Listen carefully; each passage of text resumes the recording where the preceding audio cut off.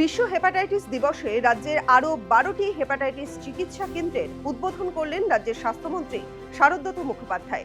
এর আগে পশ্চিমবঙ্গে হেপাটাইটিসের 36টি চিকিৎসা কেন্দ্র ছিল। এবার সেই সংখ্যা বেড়ে দাঁড়ালো 48। বেসরকারি চিকিৎসকদের সঙ্গে নিয়ে হেপাটাইটিস রোগ নিয়ন্ত্রণের জন্য একটি এসওপি তৈরি করার কথাও ঘোষণা করেছেন স্বাস্থ্যমন্ত্রী। একই সঙ্গে শারদত্ত মুখোপাধ্যায় ক্লাব কর্তৃপক্ষগুলির কাছে আবেদন করেছেন রক্তের সংকট দূর করতে পুজোর মরশুমে পাড়ার ক্লাবগুলি যাতে রক্তদান শিবিরের আয়োজন করে। পরবর্তীকালে বই লেখার কাজ শুরু হবে, আর তার 15 দিনের মাথায় বই পড়ার কাজ শুরু করবে স্বাস্থ্য দপ্তর, আর বইটাকে পড়ানোর কাজে এগিয়ে নিয়ে যাবে স্বাস্থ্য আধিকারিকরা। এই 3টে পদক্ষেপ আজকে ভূমিকা। বই লেখার কাজ বা এসওপি তৈরি, স্ট্যান্ডার্ড অপারেটিং প্রসিডিয়ার তৈরি হবে কদিনের মধ্যেই। কমিটির মিটিং ডাকার সঙ্গে 15 দিনের মধ্যে আমরা এসওপি তৈরি করব, স্ট্যান্ডার্ড অপারেটিং প্রসিডিয়ার, কী করে হেপাটাইটিস শুধু BCAE নয়, বাকি non alcoholic fatty liver disease আছে, অ্যালকোহলিক ফ্যাটি লিভার ডিজিজ আছে, সেগুলো কিন্তু ওরা অ্যাড্রেস করবেন আমাদের চিকিৎসকরা এবং স্পেশালিস্টরা। সেটা বই লেখার কাজ, পরবর্তীকালে বই পড়ার কাজ, মানে স্বাস্থ্য আধিকারিক, স্বাস্থ্য দপ্তর রেডি হবে।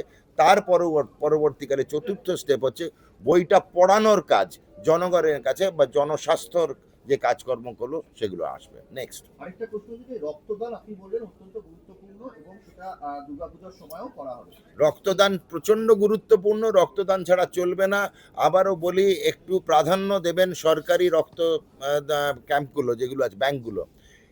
কেন বলছি প্রাধান্য? যে আমাদের এখানে জনগণ প্রথমে যেন নিখরচায় রক্তটা পায়, 1। 2 নম্বর, এই যে আমাদের চিকিৎসক যারা স্পেশালিস্টরা বললেন, doctor Goenka, doctor টোডি, doctor Chowdhury, doctor Sujit Chowdhury এবং অভিজিৎ চৌধুরী, ডক্টর আহমেদ, এরা কি বললেন? যে আমাদেরকে নিজে থেকে টেস্ট করতে হবে। এই হেপাটাইটিস B-C আমার মধ্যে নিঃশব্দে থাকতে পারে, কোনো বহিঃপ্রকাশ হয় না এই রোগগুলোর প্রথম দিকে। যখন হয় তখন আমাদের করার প্রায় কিছু থাকে না। তো টেস্টটা করব কখন? সবাই কর্মব্যস্ততার মধ্যে রয়েছেন, সাংবাদিকরা রয়েছে, রাজনৈতিক ব্যক্তিত্ব রয়েছেন, আমি এবং শ্রীমতী সুমনা সরকার, চিকিৎসকরা নিজেরাও ব্যস্ত থাকছেন। কটা চিকিৎসক নিজের টেস্ট করায়? সব থেকে অবহেলিত কোহর্ট যদি দেখতে হয়, চিকিৎসকরা নিজে। আজকে গৃহবধূ রয়েছে, তার ছেলে মেয়েদের মানুষ করে স্কুলে ছাড়ার কথা আছে। আজকে যারা কর্মব্যস্ততা IT সেক্টরে আছে, রাত্রি 9টায় বাড়ি ফেরে, টেস্টটা করবে কখন? তো তাদের জন্য বলি, যদি আপনাদের প্রত্যেকটা অ্যাসোসিয়েশন, সাংবাদিকদের সংগঠন, ডাক্তারদের সংগঠন, খেলোয়াড়দের সংগঠন, উকিলবাবুদের সংগঠন, সবার সংগঠন আছে, সবাই রক্তদান শিবির করছে, একবার রক্তদান করুন। সুবিধা কি? আপনিও টেস্টেড হয়ে গেলেন সঙ্গে সঙ্গে হেপাটাইটিস B-C HIV।